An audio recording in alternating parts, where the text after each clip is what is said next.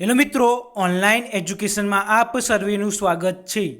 I am Mahendra Prajapati, department of physics, TY BSc physics M5, CC physics paper 502, unit 2, part B, lecture 11. Last 2 લેક્ચરમાં પ્લાઝમામાંના દોલનો સમજાવો, આયનીકરણ સ્ફટિકમાં થતા ફોનોનના ઉપયોગ જણાવો, optical mode અને વિદ્યુત ચુંબકીય તરંગ વચ્ચેની આંતરક્રિયા સમજાવો નો અભ્યાસ કર્યો હતો. Question transversal optical mode in plasma, એટલે transversal mode optical mode in plasma, એટલે પ્લાઝમાની મદદથી આપણે ઓપ્ટિકલ મોડ મેળવવાના છે. એટલે કે ટ્રાન્સવર્સલ ઓપ્ટિકલ મોડ ઇન પ્લાઝમા સમજાવો. આન્સર: સૌપ્રથમ વિદ્યુત ચુંબકીય તરંગો માટે ડિસ્પર્સન સંબંધ સમીકરણ તારવેલ છે. અહીંયા ડિસ્પર્સન સમીકરણ તારવેલ છે. તેના દ્વારા ત્યારબાદ ડિસ્પર્સન દ્વારા સંબંધ ઉપરથી ડાયલેક્ટ્રિક અચળાંકની ધન વાસ્તવિક કિંમતો મેળવીશું. ડાયલેક્ટ્રિક અચળાંકની ધન વાસ્તવિક કિંમતો મેળવીશું. અનુચુંબકીય સમદિગ્ધર્મી માધ્યમ માટે વિદ્યુત ચુંબકીય સમીકરણ નીચે મુજબ લખી શકાય. એ સમદિગ્ધર્મી માધ્યમ માટે અનુચુંબકીય સમદિગ્ધર્મી માધ્યમ માટે વિદ્યુત ચુંબકીય સમીકરણ નીચે મુજબ લખી શકાય. μ0 E0 E omega k d square E अपन dt square equal to nabla square E સમીકરણ 1 કહીશું આને, જ્યાં E એ શૂન્યાવકાશની પરમિટિવ અને E0 શૂન્યાવકાશની પરમિટિવ, ઓમેગા આવૃત્તિ કે વિદ્યુત ચુંબકીય તરંગોની વાસ્તવિક તરંગ સદિશ છે અને સમીકરણ 1 કહીશું. જ્યારે વિદ્યુત ક્ષેત્ર Eમાં ફેરફાર થતા ડિસ્પર્સન સંબંધ નીચે મુજબ લખી શકાય. એટલે વિદ્યુત ક્ષેત્ર Eમાં ફેરફાર થતા આપણે ડિસ્પર્સન સંબંધ નીચે મુજબ લખી શકાય. E omega k equal to μ0 E0 omega square k square. આને સમીકરણ 2 કહીશું, આને સમીકરણ નંબર 2 કહીશું. હવે સમીકરણ 2 નું મૂલ્ય સમીકરણ 1માં મૂકતા સમીકરણ 2 નું મૂલ્ય સમીકરણ 1માં મૂકીને સાદુરૂપ આપતા E omega square equal two E infinity omega square minus 1 minus ohm પી સ્ક્વેર અપન ઓમેગા સ્ક્વેર માઇનસ કે સ્ક્વેર અપન μ0 E0 સમીકરણ 3 કહીશું આને. હવે આના માટે શરતો છે. હવે E less than ohm p માટે સમીકરણ 3નું ડાયલેક્ટ્રિક અચળાંક ઋણ કિંમત દર્શાવે છે. જ્યારે E લેસ ધેન ઓમેગા પી હોય ત્યારે આપણને ડાયલેક્ટ્રિકનું ઋણ મૂલ્ય દર્શાવે છે.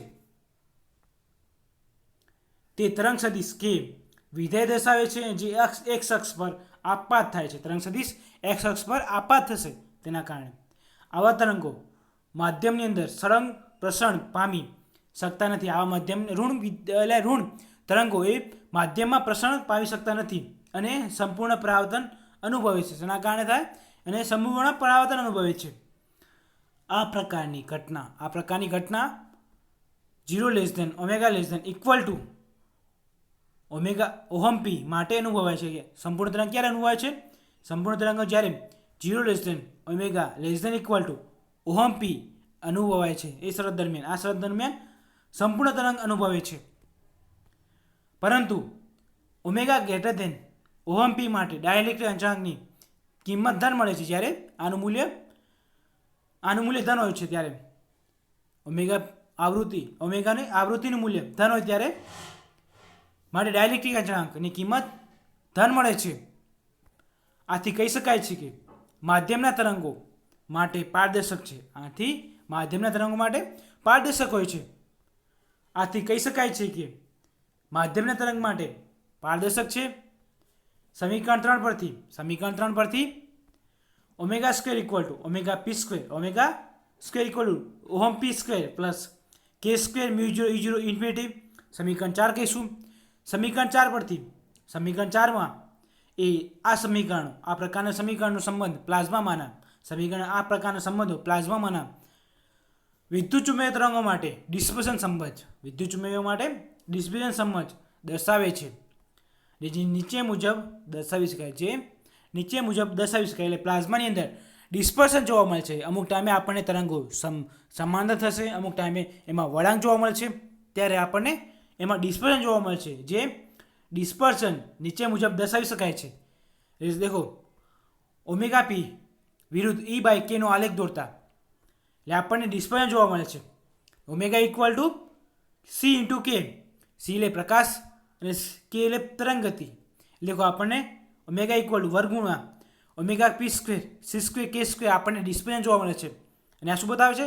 ફોરબિડન ફ્રીક્વન્સી ગેપ બતાવે છે. આ શું બતાવે છે? ફોરબિડન ફ્રીક્વન્સી ગેપ દર્શાવે છે. એ આપણે સાબિત કરી શકીએ.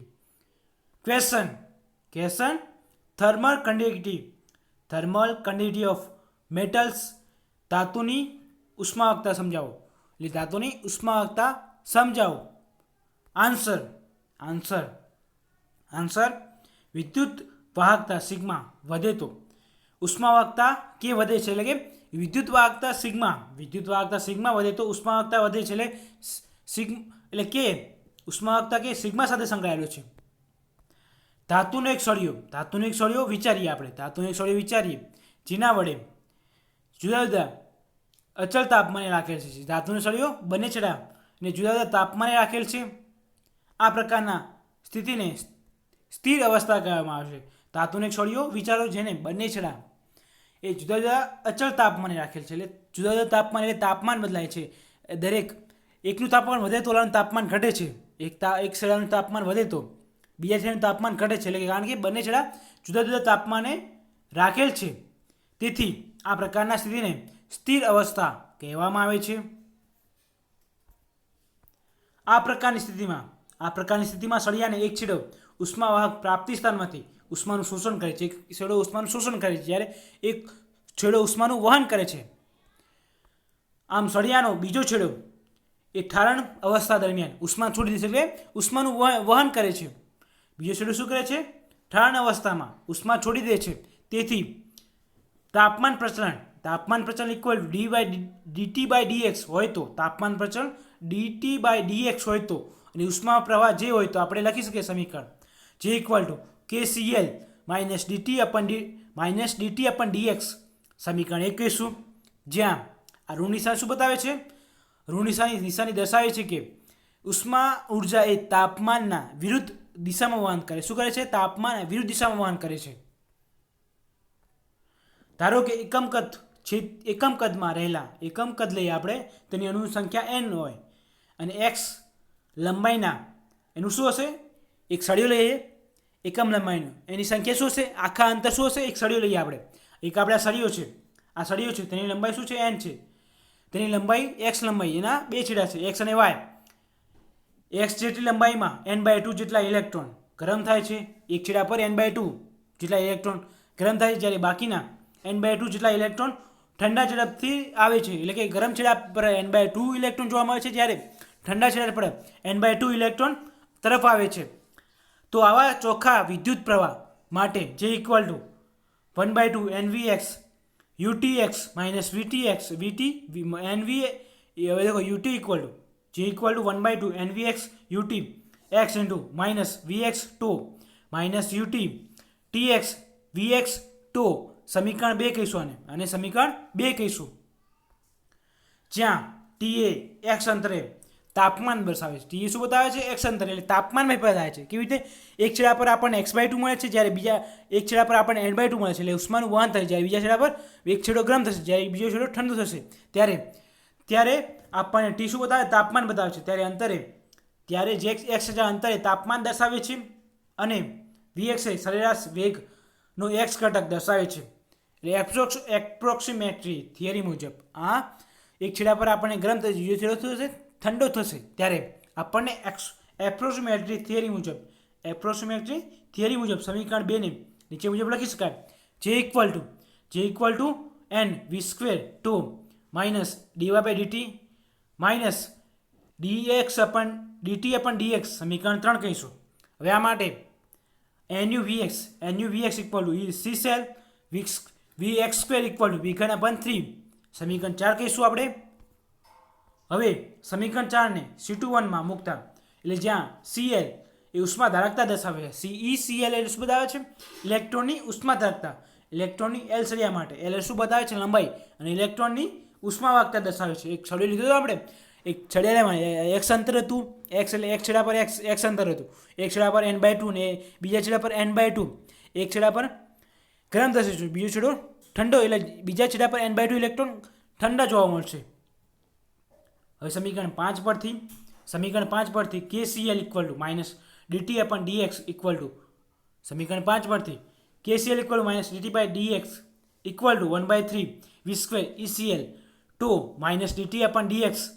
હવે દેખો બંને બાજુ dt કેન્સલ થશે, બંને બાજુ dt કેન્સલ થશે, એટલે બંને બાજુ માઇનસ dt/dx કેન્સલ થશે.